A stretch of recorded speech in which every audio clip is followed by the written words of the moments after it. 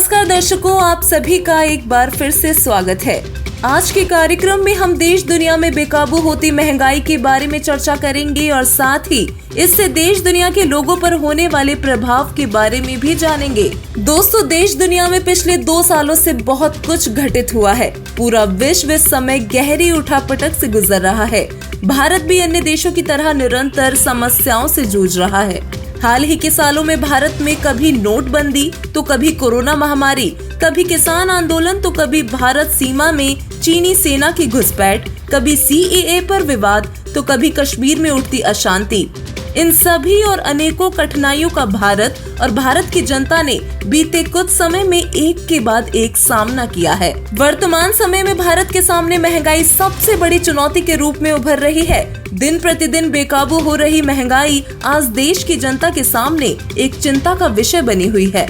हाल ही के दिनों में अधिकतर सभी चीजों के दामों में बढ़ोतरी हुई है। बढ़ती महंगाई के कारण रसोई के सामान एवं रोजमर्रा की अन्य सभी जरूरी वस्तुओं के साथ साथ पेट्रोल डीजल की आसमान छूती कीमतों ने आम आदमी की जिंदगी को चुनौतीपूर्ण बना दिया है। आज समाज का लगभग हर वर्ग अपने बजट में संतुलन साधने में बेहाल है। एक तरफ सब्जियों के भाव बढ़ गए हैं तो दूसरी तरफ पिछले 1 महीने में पेट्रोल और डीजल की कीमत में 10 रुपए प्रति लीटर तक बढ़ चुके हैं। इसके अलावा पिछले कुछ दिनों में रसोई गैस सहित अन्य पेट्रोलियम उत्पादों की कीमतों में भी भारी वृद्धि देखी गई है, जिससे लोगों की परेशानी और अधिक बढ़ गई है। पिछले 1 महीने में सीएनजी की कीमत में हुई 10 रुपए प्रति किलो की वृद्धि के कारण ऑटो और कैब चालकों ने 18 अप्रैल से अनिश्चितकालीन हड़ताल पर जाने की धमकी दी है। देश में कई जगह सीएनजी अब 95 रुपए प्रति किलोग्राम से अधिक दर पर मिल रही है। ऑटो और कैब चालकों का कहना है कि हम सरकार से सीएनजी पर 35 रुपए प्रति किलोग्राम की दर से सब्सिडी देने की मांग करते हैं ताकि हम जिंदा रह सकें। अगर हमारी मांगे पूरी नहीं हुई तो हम 18 अप्रैल से अनिश्चितकालीन हड़ताल पर चले जाएंगे। सब्जियों के बढ़े दाम से लोग हैं परेशान। रिटेल मार्केट में तोरी के भाव 100 रुपए प्रति किलोग्राम, भिंडी की कीमत 100 रुपए प्रति किलोग्राम और करेले का दाम 100 रुपए प्रति किलोग्राम तक पहुंच चुका है। नींबू के दाम आसमान छू रहे हैं।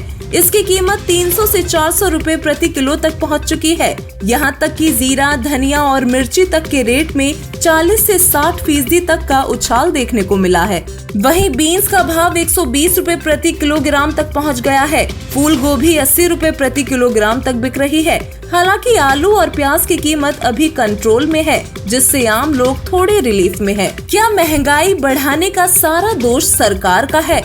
आवश्यक वस्तुओं एवं पेट्रोल डीजल की कीमतों में लगातार हो रही वृद्धि के विरोध में कई लोग प्रदर्शन और धरना कर रहे हैं।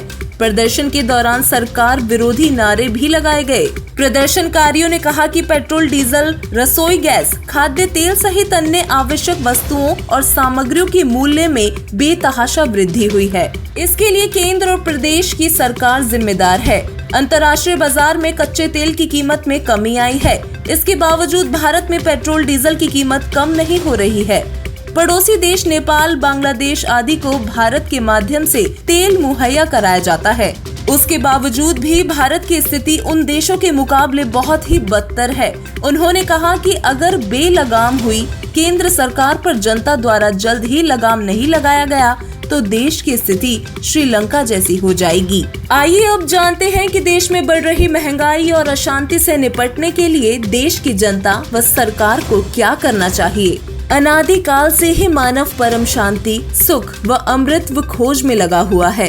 वो अपने सामर्थ्य के अनुसार प्रयत्न करता आ रहा है, लेकिन उसकी ये चाहत कभी पूर्ण नहीं हो पा रही है। ऐसा इसलिए है कि उसे इस चाहत को प्राप्त करने की मार्ग का पूर्ण ज्ञान नहीं है। सभी प्राणी चाहते हैं कि कोई कार्य न करना पड़े, खाने को स्वादिष्ट भोजन मिले, पहनने को सुंदर वस्त्र मिले, रहने को आलीशान भवन हो, घूमने के लिए सुंदर पार्क हो, मनोरंजन करने के लिए मधुर संगीत हो, नाचे गाएं, खेले कूदें, मौज मस्ती मनाएं और कभी बीमार न हो, कभी बूढ़े न हो और कभी मृत्यु न हो। परंतु जिस संसार में हम रह रहे हैं, यहाँ ना तो ऐसा कहीं पर नजर आता है और ना ही ऐसा संभव है। धन और संपत्ति जोड़ने की आड़ में लोग रिश्वत, मिलावट, जमाखोरी आदि चीजों का लागत से अधिक मूल्य लेकर अधिक धन संग्रह करने का प्रयत्न करते हैं। दोस्तों, वर्तमान समय में देश दुनिया में व्याप्त सभी प्रकार की सामाजिक बुराइयां जैसे चोरी, जारी, दुराचार, रिश्वत, डकैती, मिलावट, नशा, भ्रष्टाचार, दहेज प्रथा आदि को जड़ मूल से समाप्त करने के लिए वर्तमान समय में जगत गुरु तत्वदर्शी संत रामपाल जी महाराज दिन रात प्रयत्न कर रहे हैं। संत जी के सानिध्य में उनके लाखों अनुयायी समाज सुधार के इस अनमोल कार्य में अपना अहम योगदान दे रहे हैं। संत रामपाल जी महाराज अपने अमृत सत्संगों में बताते हैं कि किसी भी चीज का मूल्य उसकी कुल लागत के अनुसार तय करना चाहिए। किसी भी वस्तु का नाजायज मूल्य लेने से उस व्यापारी या विक्रेता को अत्यधिक हानि होती है। माया की इस अंधी दौड़ में और रातों रात करोड़पति बनने के चक्कर में आजकल लोग 10 गुना तक या उससे भी अधिक मार्जिन रखकर प्रॉफिट की वसूली कर रहे हैं। संत जी बताते हैं कि आध्यात्मिक ज्ञानहीन प्राणी ही ऐसी गलती कर सकता है। ऐसे लोग नहीं जानते कि ऐसे प्राप्त किए धन का भुगतान किस तरह के कष्ट व यातनाएं भुगतने के पश्चात ही देना पड़ता है। तत्व ज्ञान से परिचित प्राणी परमात्मा से डरकर सभी कार्य करता है। ऐसे व्यक्ति अधिक धन संग्रह की इच्छा नहीं रखते और परमात्मा जो देते हैं उसी में राजी रहते हैं। ऐसे ही अनेकों अमृत सत्संगों का समावेश संत रामपाल जी महाराज द्वारा लिखित अनमोल पुस्तक जीने की राह में है। यदि विश्व के सभी प्राणी इस अनमोल पुस्तक को पढ़कर उसमें लिखी हर एक बात पर अमल करें तो देश दुनिया से महंगाई स्वतः ही समाप्त हो जाएगी, क्योंकि लालच ही महंगाई का मूल कारण है।